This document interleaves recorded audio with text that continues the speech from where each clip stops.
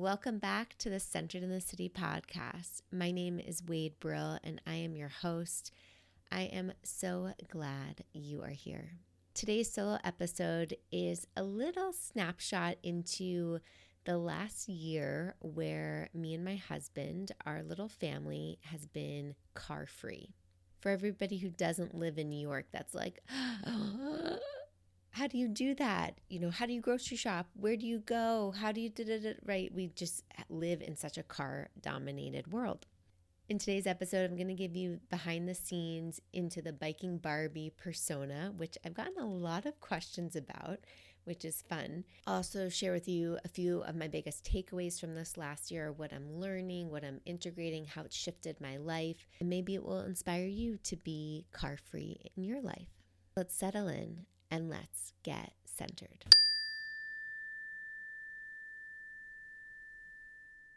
The inspiration to go car-free did happen organically. It wasn't planned. A little backstory, we had a BMW X3. We loved this car.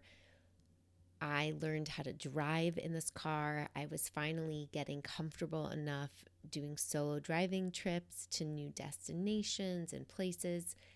As a born and raised New Yorker, driving is something I learned how to do later in life. So it's slightly ironic that just as I'm getting comfortable with driving, we decide to ditch the car.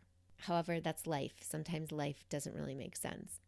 So we decided to ditch our car for a few reasons. It was kind of like a perfect storm of things. We were heading out of town for 6 weeks. Our car needed a lot of work. The tabs were up. It was just a perfect storm of, maybe it's time to sell this car, move on. When we get back in town after our honeymoon and after traveling, we will check back in and look for a car that's going to fit our family and our needs. So we said goodbye to our car, and I literally cried when saying goodbye. This is the first car I bought. I felt very emotionally attached to him. And in December 2023, we were in Amsterdam. It's cold, it's dark, it's rainy, you get the picture. And amid this weather pattern and lifestyle, all of the people living in Amsterdam are riding around in bikes. And they're riding around in bikes, not necessarily covered head to toe in Gore-Tex, but they look cute while they're riding bikes. And most importantly, they're smiling while they're riding bikes. Even while it's pouring rain and freezing, people are smiling and enjoying it.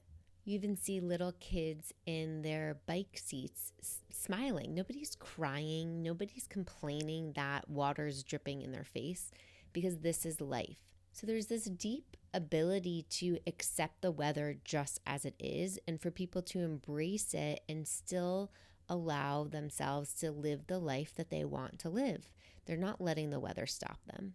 I was really inspired observing this because it's different from what I've seen in Seattle. Typically, people look really schlumpy when they're biking. Sorry, not to judge anybody, but that's just kind of the attire that is present in the culture in the Pacific Northwest. And there are definitely people that bike all year round in the city. However, you don't have that collective kind of we're all in this together energy that's very much present in life in Amsterdam. Now, I was so inspired by this energy that I witnessed, that I even felt inside of myself when I would bike around in the rain and the cold in Amsterdam, that when we came back to Seattle, I said to my husband, hey, let's pause on buying a car right now. We're both working from home. We don't really use the car that much unless we're running errands or grocery shopping or trying to get out to the mountains. So what would it be like if we could just bike everywhere and see how that goes for a while? So trying this experiment, I had no idea how this was going to go, but trying this experiment, we have ended up lasting a year to the date, and we are going strong. So in order to inspire me to not feel schlumpy biking around, because Seattle, it's very hilly, you show up wherever you're going sweaty, you can't even help it. But I wanted to look cute. So I created this persona that I call Biking Barbie.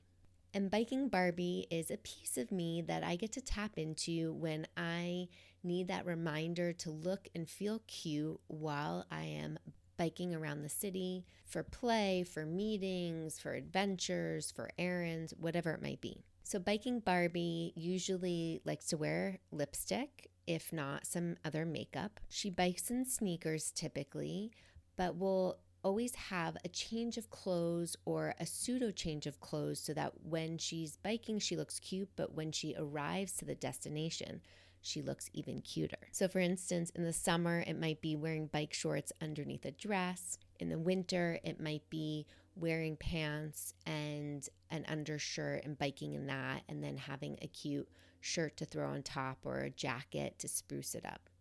Maybe even some jewelry. Biking Barbie makes commuting fun, and it makes me think about how to add some more play to the commute. Biking Barbie is not mine. I offer her to you. So if you need some inspiration to look cute or want to look and feel cute while you're biking around your own city, I welcome you to engage her. Even send me a picture, hashtag biking Barbie, and we can celebrate us all engaging this kind of persona for inspiration. The other thing I love about biking Barbie is that she has a positive attitude no matter what. If the weather's cold, if the ride is getting long, or it's dark out, or there's like a hill coming up, biking Barbie stays really positive and she has this can-do attitude. She makes biking playful and this adventure, and I just love being around her. So it even inspires me to think about where else can I bring some of this biking Barbie energy into the rest of my life. One of my other biggest takeaways from this experience this last year, I remember was, I believe around Christmas time, my husband and I were biking from Seattle to Vashon Island for the holidays, and it was supposed to be pouring rain and cold. Now, Seattle has some great bike lanes. However, it is not flat or as elegant as Amsterdam or as entertaining as maybe biking through other cities. There are definitely a lot of industrial areas or just woods that you're biking through that aren't very interesting and stimulating. So it's just a different biking, commuting mentality. I believe like the whole ride door to door is maybe about 16 miles. So it's not that far.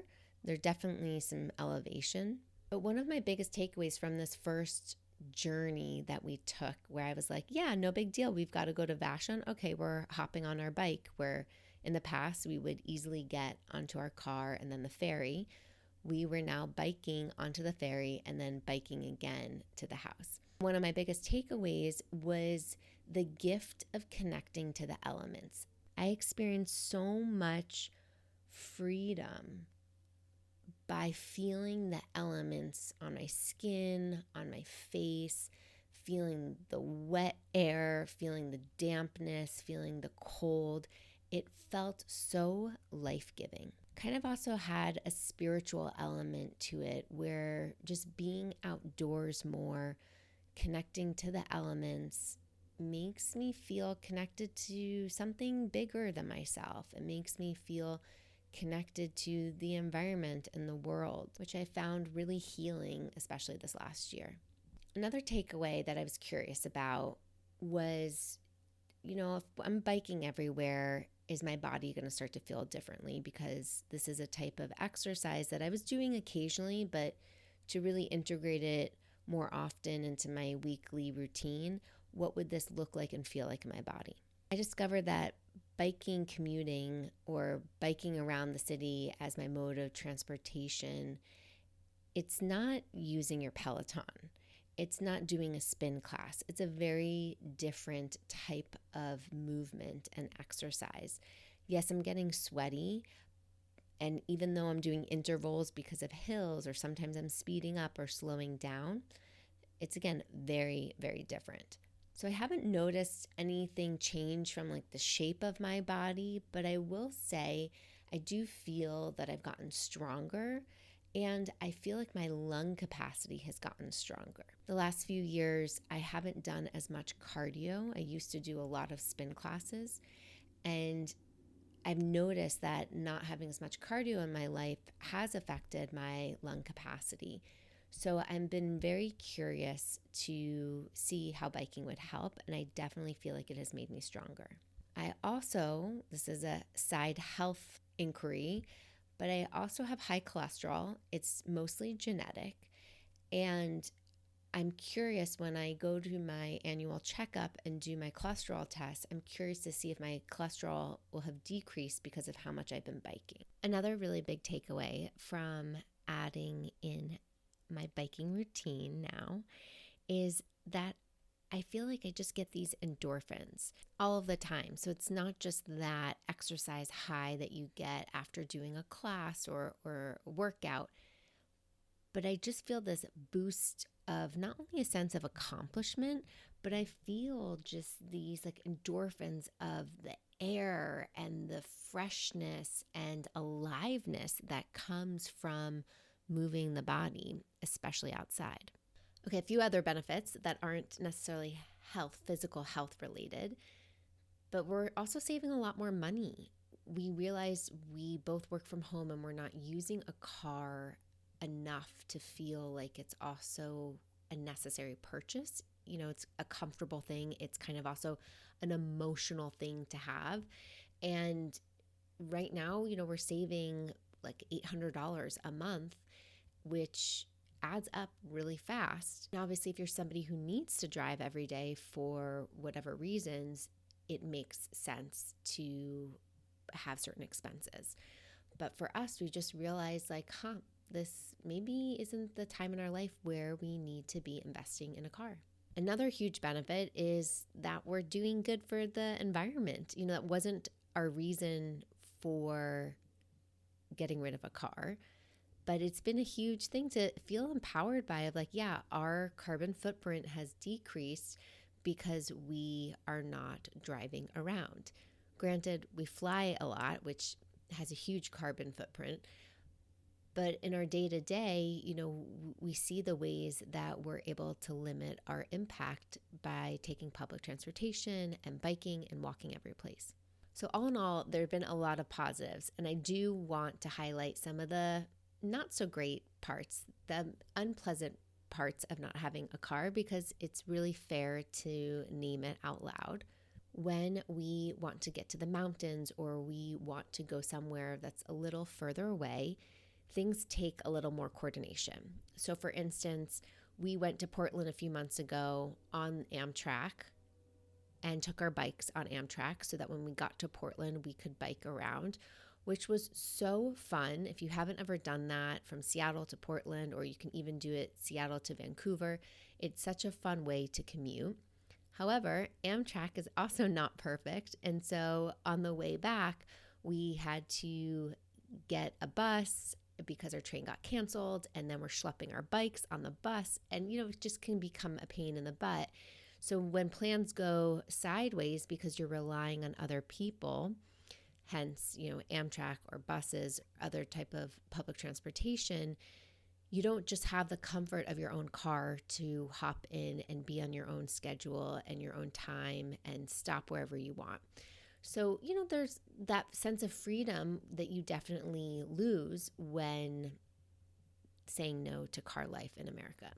We also don't have the flexibility to just like go to the mountains or go hiking or camping whenever we want. There's a little bit more coordination that needs to happen, renting a car or using a gig car or needing to kind of coordinate some of those little tactical elements.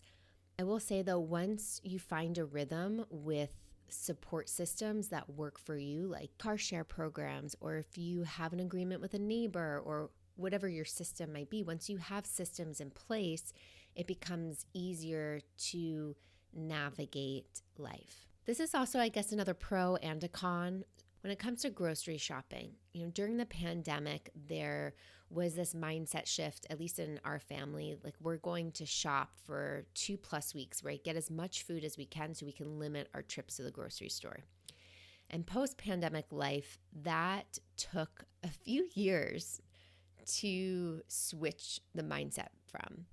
And when we had a car, you know, we would just pile everything into the car. So buy as much as we want and pile it into the car because we were taking it home. Now that I am doing most of the grocery shopping via a bike, I use my amazing basket, which I will link in the show notes because I'm obsessed with it. I've had it for like 8 years. It's the biggest basket that I could find on the market. It comes from Holland and it fits like one big full grocery bag. I also will bring a backpack, and that is usually the amount of groceries that I can carry if I'm going solo. That very much limits how much I can buy on a weekly basis. So I have to be more strategic, which in the end, I think saves us also a lot of money. However, again, you have to be a little bit more mind forward here of strategizing. Okay, when am I going to be near a grocery store that I want to go to?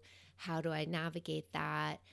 Am I going home afterwards, right? There's a little bit more logistics that you have to bring into your life, but it also brings me joy. The idea of grocery shopping via a bike, I don't know if it's like a romantic image or what, but it feels really nurturing to bring everything home in my basket and to fill our house with enough food that can cover us for a week and know that we can always go back for more. So it's also even kind of worked and helped me with my scarcity mindset around food and practicing that there is enough and how to strategize and balance that.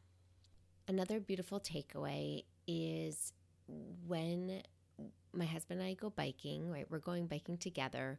We don't have a tandem bike. We both have our own individual bike. And so there's this sense of collaboration and co-creation in our adventure together. My husband is way more comfortable biking in a city than I am. He has definitely taught me over the years. We first biked together a lot in Buenos Aires, Argentina, where we met. And so there's this kind of rhythm in our relationship where he's typically leading while we're biking and I'm typically following. And I think there's something, really helpful when it comes to relationship dynamics when there's a leader and there's a follower, because when there are two people that kind of want to lead at the same time, there can be a bumping of heads. So if there's a structure on like, okay, who's the leader on this bike ride or who's following, it can be a really beautiful dance.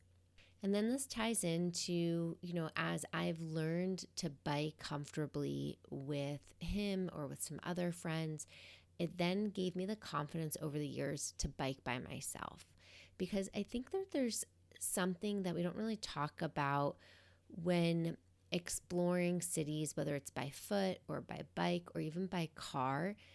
Unless you're used to it and used to having a mental map or know how to use your phone and navigate at the same time, obviously using your phone while walking is a lot easier than biking or driving a car.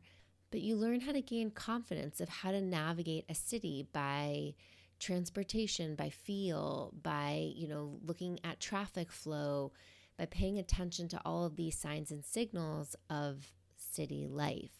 And for many years living here, I was super intimidated to bike by myself. I didn't feel comfortable with like the arm signals of turning or how to navigate the traffic, or even that I just could have the stamina to bike one direction and then bike all the way home.